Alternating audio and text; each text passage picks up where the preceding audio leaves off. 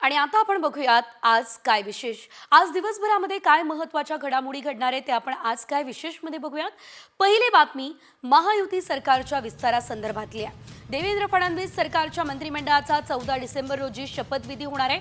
तर ही माहिती आता विश्वसनीय सूत्रांनी दिली आहे. शिवसेनेचे 11 तर राष्ट्रवादीचे 8 संभाव्य मंत्री यांची यादी जी आहे ती आता साम टीव्हीच्या हाती लागली आहे. दुसरी बातमी मार्कडवाडीमधून आहे. आज मार्कडवाडी या ठिकाणी महायुती आणि महाविकास आघाडी असा सामना रंगण्याची शक्यता आहे.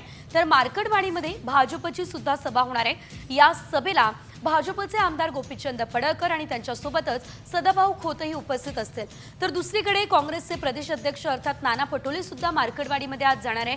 ग्रामस्थांची भेट घेणार आहे, त्यांच्यासोबत संवाद साधणार आहे. तिसरी बातमी अतिशय महत्त्वाची आहे, कारण ईव्हीएम विरोधातील कायदेशीर लढाईची ही बातमी आहे. शरद पवार यांच्या राष्ट्रवादीचे पराभूत उमेदवार दिल्लीमध्ये दाखल झालेले आहेत आणि दिल्लीमध्ये आज शरद पवार यांच्यासोबत त्यांची बैठक होईल. या बैठकीमध्ये ईव्हीएम विरोधात कायदेशीर लढाई लढण्याबाबत चर्चा होणार असल्याची देखील माहिती मिळते.